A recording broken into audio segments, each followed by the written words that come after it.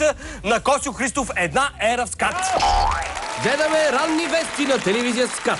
Добро утро, уважаеми зрители, за тези, в които 8:47, поне по нашия часовник, 8:47 стотинки се включва в нашия ефир. Много е точен, Косьо. Направо цепи стотинката на две. Поне по нашия часовник, 8:47 стотинки се включва в нашия ефир. Точно време. Дан-дан! Ще бъде точно 8 лева и 47 стотинки. 8:47 стотинки. Бива ли да сме толкова меркантилни? Да си изчисляваме времето до стотинка. Още по темата с парите. Друг ден в същото предаване. Наречени далавера, наречени пари. Те парите свят няма ли? Ни позна. Те цветята... Косьо, чакай да се разберем. За цветя ли ще говорим или за пари? Те цветята, парите... Извинявайте. Мирис няма ли? Защо искам да кажа цвет? Аде, и ние това се чудим. Защо искам да кажа цвет? Нещо красиво искам да ви кажа сигурно тази сутрин. Продължаваме с нещо красиво от Косьо, но друга сутрин. Нещо ми секна... Извинявайте, уважаеми.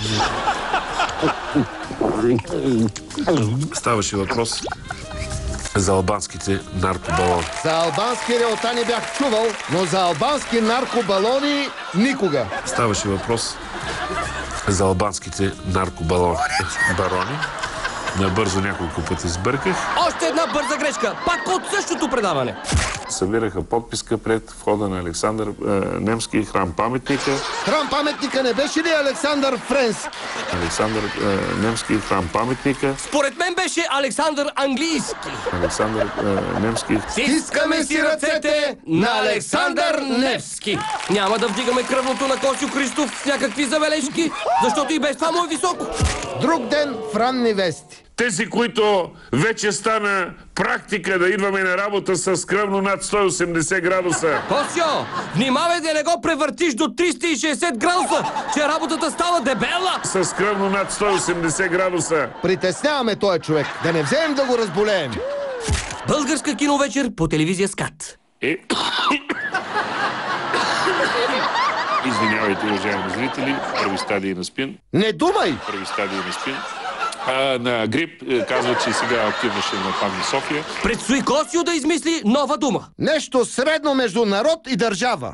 Какво правиме към днескашния ден за спасението на българския държав? Косьо от кръжока, думите ми пречат. Българския държав, народ и достоинството на тази държава. Може би следващото объркване ще ни даде бегла представа за какво си мисли водещия и защо така плете думите. Предизборната година, в която влизаме, МВР гейтът ще продължи да бъде Марково питие. Сипи по едно, ще си дойде на думата. МВР гейтът ще продължи да бъде Марково питие. Марково събитие.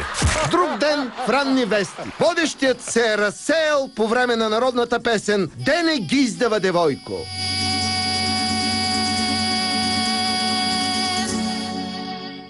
Какво? Изпяти жената.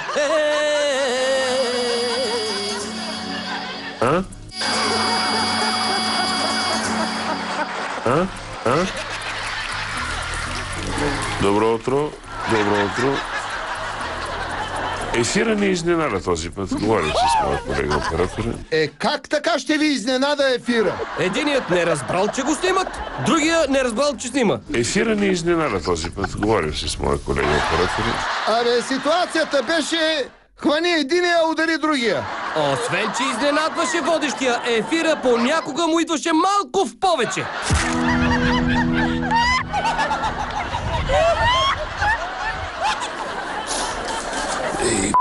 Има още колко ли? Има един час, я вади там някакви новини. Това е интересно. Ето ни отново и след рекламите. Тук си говорим с Косьо. Опитва се да замаже положението Петя Стефанова, ама нещо не й се получава. Има още колко ли? Има един час, я вади там някакви новини. Тук си говорим с Косьо.